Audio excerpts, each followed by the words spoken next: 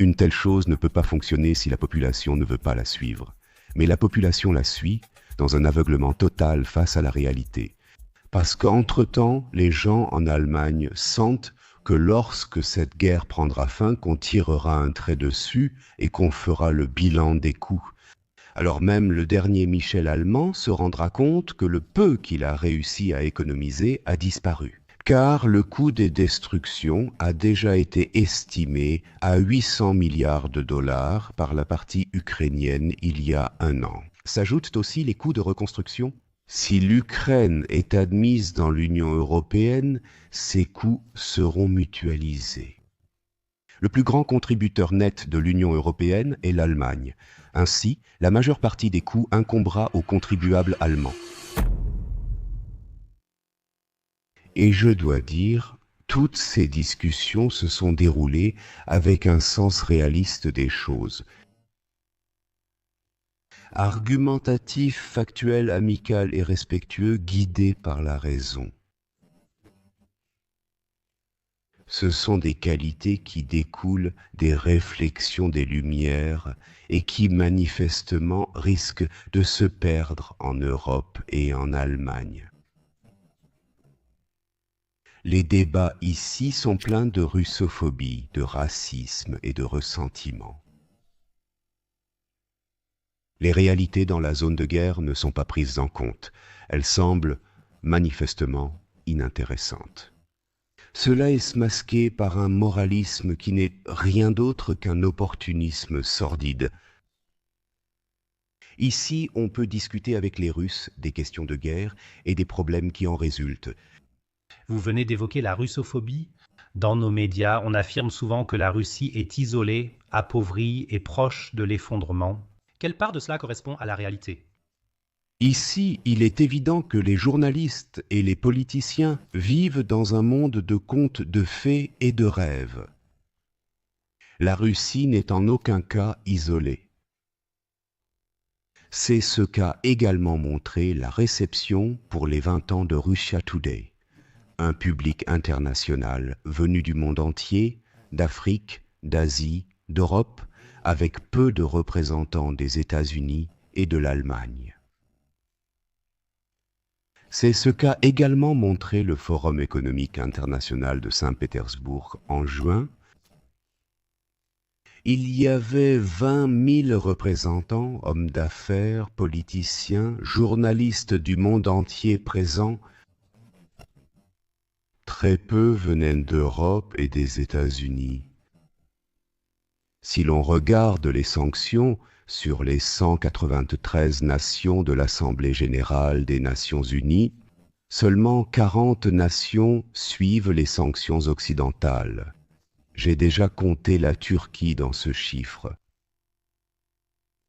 153 ne le font pas, mais continuent à entretenir de bonnes relations diplomatiques et commerciales avec la Russie. Cela montre la perte presque totale du sens de la réalité en Occident. La situation dans la zone de guerre n'est pas non plus présentée de manière adéquate par la presse de propagande.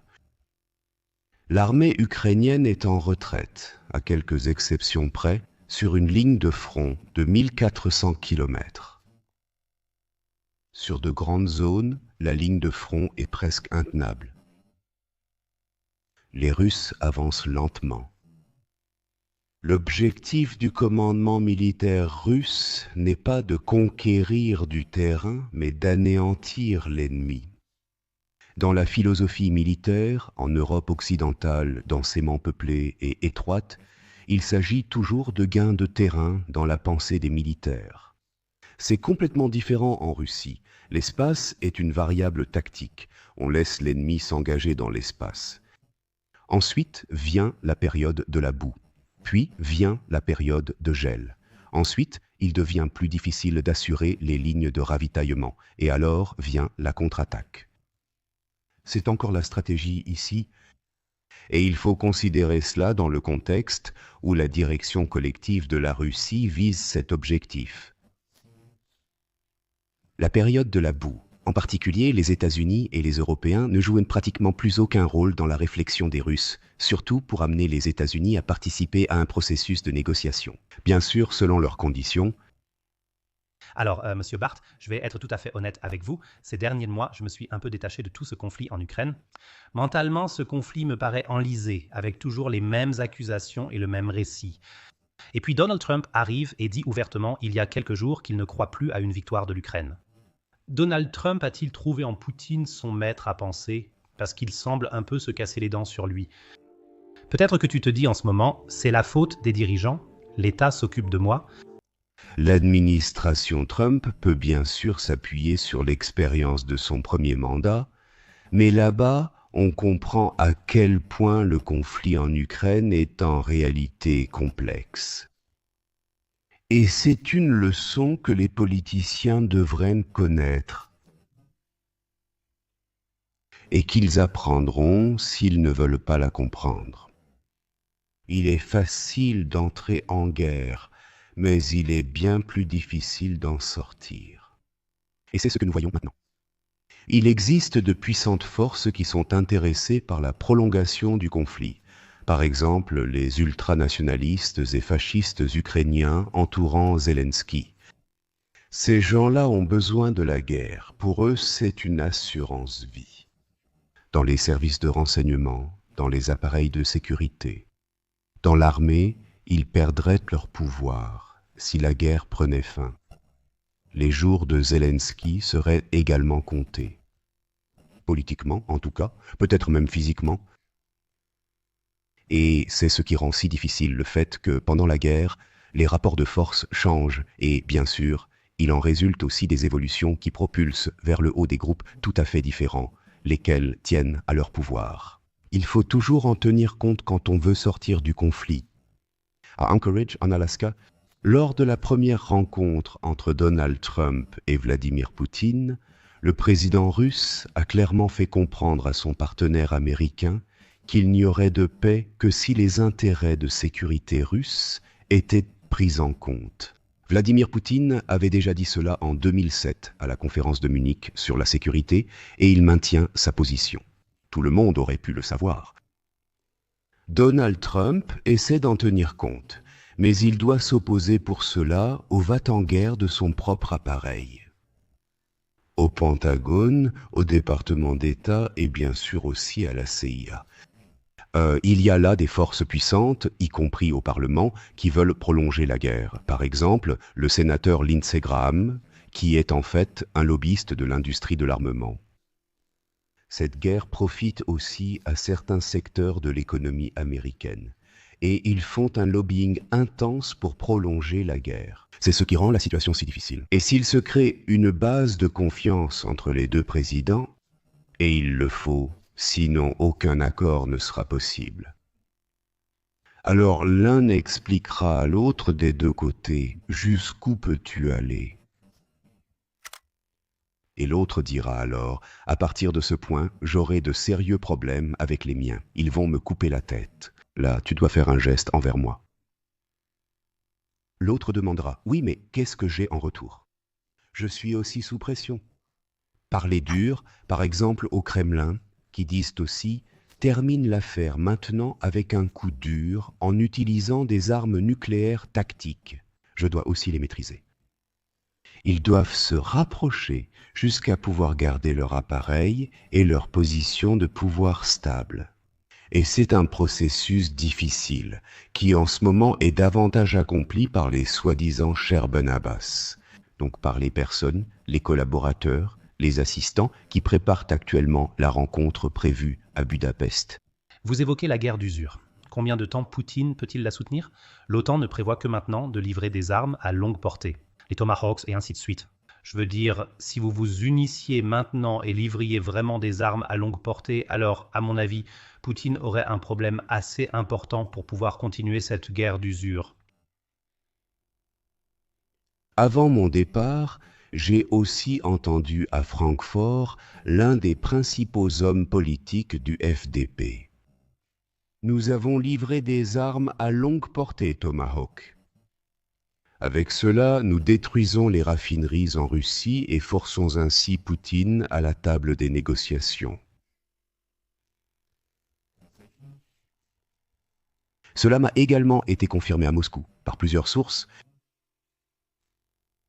Plus de la moitié des raffineries russes sont actuellement à l'arrêt en raison des attaques continues de drones. Cela conduit à ce que le carburant soit rationné dans certaines régions. Par exemple, à 200 km à l'est de Moscou, les camions ne reçoivent actuellement que 20 litres de diesel. Cela suscite une vive inquiétude dans la population. Mais Poutine peut tenir cette guerre très longtemps. Selon mes informations, les Russes disposent actuellement de 780 000 hommes dans le Donbass. La logistique fonctionne bien. Des équipements anciens, des chars plus légers, qui peuvent aussi rouler pendant la période de boue qui arrive. Une armée aguerrie par la guerre. Les voies de ravitaillement sont développées. Je l'ai vu moi-même sur place. C'est la première chose qu'ils ont faite là-bas. Ils auront élargi les routes principales, les artères centrales, à 4 voies pour que le trafic vers le front puisse naturellement avoir lieu. En Russie, la guerre touche les régions, moins les métropoles. Les pertes sont nettement moindres qu'en Ukraine. Personnellement, je pense que les Russes ont perdu moins de 200 000 hommes au combat. C'est déjà assez grave. Mais il m'a été confirmé lors de mes entretiens que les informations secrètes provenant de l'état-major ukrainien, qui ont récemment été rendues publiques, sont tout à fait crédibles. Elles indiquent que les Ukrainiens ont perdu plus d'1 700 000 soldats ou que ceux-ci sont portés disparus. C'est un rapport d'environ 1 à 10. Et cela découle du fait que les Russes ont une supériorité d'environ 10 fois en artillerie, en missiles et désormais aussi en drones. Il y a un autre élément qui devrait être pris en compte ici. L'historien militaire Andriy Matianov, un Américain, souligne que les Russes ont rattrapé les États-Unis dans la production de matériaux essentiels à la guerre comme l'aluminium et l'acier. Et cela alors que les capacités de production dans l'Union européenne ont été en partie réduites, ayant été délocalisées vers des pays tiers moins chers. Autre point. Les Russes peuvent être autonomes en ressources, tout étant disponible dans leur pays. La Russie exporte des produits agricoles et de l'énergie. Et le dernier point, c'est Pékin. Les Chinois n'ont aucun intérêt à ce que la Russie perde cette guerre. Ils n'ont aucun intérêt à avoir un État faible ou plusieurs États faibles au nord qui pourraient être influencés par l'Amérique. Et ils ont également besoin de la Russie comme fournisseur de ressources. Revenons à la déclaration de Donald Trump. Il ne croit plus à la victoire de l'Ukraine. Monsieur Barth, votre analyse est légitime, comme vous le répétez, depuis le début. De nombreux stratèges militaires affirment que l'Ukraine n'a aucune chance face à la Russie. Maintenant, les médias allemands présentent à nouveau cela comme pro-russe d'une certaine manière en le diffamant. Pourquoi les médias allemands s'accrochent-ils aussi désespérément à ce récit ?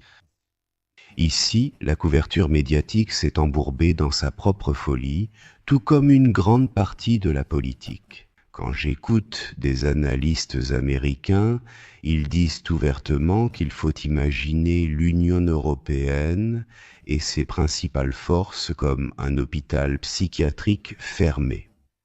Et déjà, il y a 1 an, le magazine Time expliquait que même l'administration Trump, au début de l'invasion russe, en 2022, ne pensait pas que l'Ukraine pouvait gagner cette guerre. On misait sur une chance grâce à une approche triple, des livraisons massives d'armes à l'Ukraine, guerre économique par des sanctions contre la Russie et isolement diplomatique et politique de la Russie. Les trois approches ont échoué. Elles n'ont pas mené au succès. L'Occident n'a réussi que dans la guerre de propagande contre sa propre population. La population allemande croit réellement qu'elle a encore une chance dans cette guerre, ou que le gouvernement aurait encore une chance dans cette guerre. N'importe quel chauffeur de taxi à New Delhi ou Colombo éclaterait de rire en se frayant un chemin dans la circulation. Ils évaluent ce conflit de manière beaucoup plus lucide que, par exemple, les rédacteurs des médias publics ici en Europe.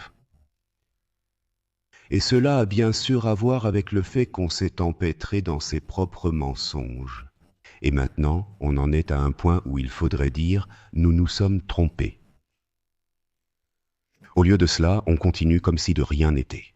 On continue à attiser la guerre selon la devise « peu m'importe ce que j'ai dit hier ».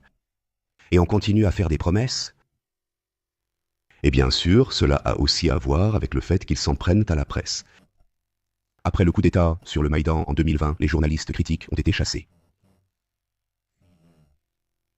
Les médias grand public sont partis et de nombreux médias de référence ont retiré leurs équipes du Donbass, de sorte qu'on n'a même pas sur place une idée de ce qui s'y passe réellement. Et ce serait nécessaire pour pouvoir confronter la réalité en permanence. Mais ils ne le font pas, ils répètent la propagande de l'OTAN. Puis des mécanismes internes interviennent. Un collaborateur indépendant qui dirait « je dois y aller, voir à quoi ça ressemble vraiment là-bas ». Il ne se fait pas apprécier. Il doit plutôt s'attendre à ce que son contrat ne soit pas renouvelé ou qu'il ne reçoive plus de mission. Et ainsi de suite, car le travail rédactionnel est marqué par la collaboration de pigistes, de personnes sous contrat à durée déterminée, de contrats temporaires. Ils cherchent tous à obtenir une prolongation de contrat et suivent naturellement la ligne de l'éditeur. Parce qu'il existe un privilège de l'éditeur, c'est-à-dire l'éditeur détermine la ligne politique de la maison. Oui, et l'éditeur est à nouveau assis avec les principaux hommes politiques et les capitaines d'industrie, dans les mêmes restaurants, les mêmes clubs de golf, dans les mêmes cercles comme le Lions Club ou le Rotary.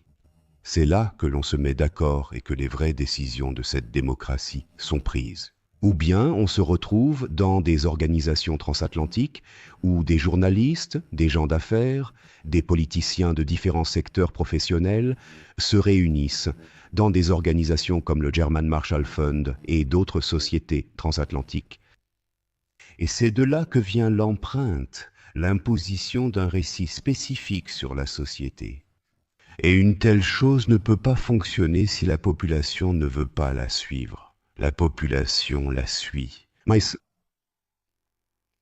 totalement aveugle à la réalité, parce qu'aujourd'hui, les gens en Allemagne sentent que lorsque cette guerre prendra fin, et qu'on tirera un trait là-dessus, et que les coûts seront évalués, alors même le dernier Michel allemand se rendra compte que le peu qu'il a réussi à économiser a disparu. Car le coût des destructions a déjà été estimé à 800 milliards de dollars par la partie ukrainienne il y a 1 an. S'ajoutent aussi les frais de reconstruction. Si l'Ukraine est admise dans l'Union européenne, ces coûts seront mutualisés. Le plus grand contributeur net de l'Union européenne est l'Allemagne. Ainsi, la plus grande partie des coûts retombera sur le contribuable allemand. Les gens ferment les yeux devant cela et placent donc leurs espoirs dans la petite lueur d'espoir à l'horizon.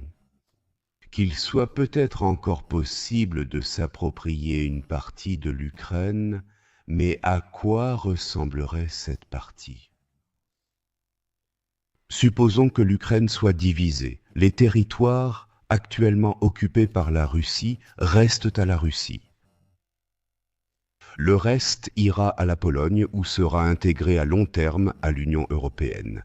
alors la majeure partie des fonds agricoles et de cohésion de l'Union européenne irait en Ukraine et non plus en Pologne ou en Roumanie. En même temps, l'agriculture ukrainienne est intégrée verticalement. Cela signifie que des multinationales agricoles et des investisseurs financiers internationaux ont investi dans les terres noires très fertiles. Ils fournissent tout, de la semence jusqu'au produit fini, qui arrive ensuite au consommateur final. Il s'agit du contrôle de la chaîne alimentaire. Et cela signifierait que toute l'Europe s'appauvrirait et que toute l'agriculture européenne serait ruinée. Parce qu'aucun agriculteur en France, en Allemagne ou en Italie ne peut produire à des prix aussi bas que les grands exploitants agricoles et les investisseurs financiers en Ukraine. Et là, Friedrich Merz agit logiquement selon le système en disant « Ce qui est bon pour BlackRock l'est aussi pour moi ». Sa retraite est peut-être en partie placée chez son ancien employeur sous forme d'un paquet d'actions. Pourquoi cet homme devrait-il se nuire à lui-même? Pourtant, c'est ce qu'il fait. À mon avis, il causera inévitablement de graves dommages aux gens en Allemagne.